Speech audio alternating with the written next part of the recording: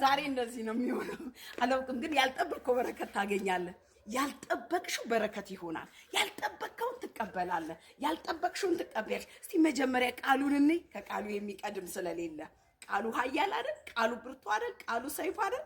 ቃሉ አስተማሪ አይደል? ቃሉ ሰጪ አይደል? ቃሉን እንየው እስኪ። ኢየሱስ ለዘላለም ጌታ ነው።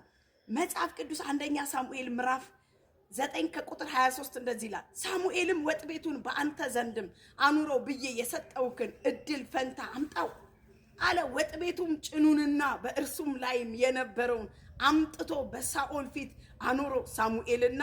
ሳሙኤልም ሕዝቡን ከጠራው ጀምሮ እስከ ተወሰነ ጊዜ ድረስ ለአንተ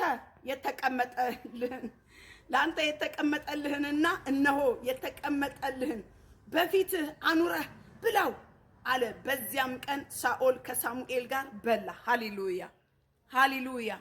ይኸው የመልእክቴ ርዕስ አንተ የማታውቀውን በረከት ትበላለህ። ይሄ መጽሐፍ የሚናገረው ሳኦል ምንም የሚያውቀው ታሪክ የለም። ሳኦል ተልኮ አህያ ፍለጋ ነው እየሄደ ያለው። አንተ ማጣት ውስጥ ነኝ ስትል ከማግኘት ጋር ትገናኛለህ።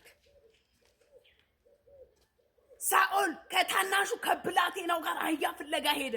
አህያውን ሲያጣ የእግዚአብሔር ሰው ወዴት ነው ያለው ብሎ የእግዚአብሔር ሰው ጋር ለአህያዋ ነው የሄደው። እጅግ በጣም ይገርመኛል የእግዚአብሔር ስራ የእውነት።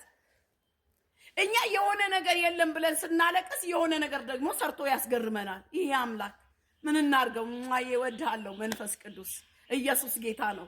የሚያስገርም አምላክ አለን። አንተ ዛሬ ያልጠበቀውን በጣም ያልጠበቀውን በረከት ነው የምትበላው። ያልጠበቅሽውን በረከት ነው። አሜን ብለሽ ተቀበይ።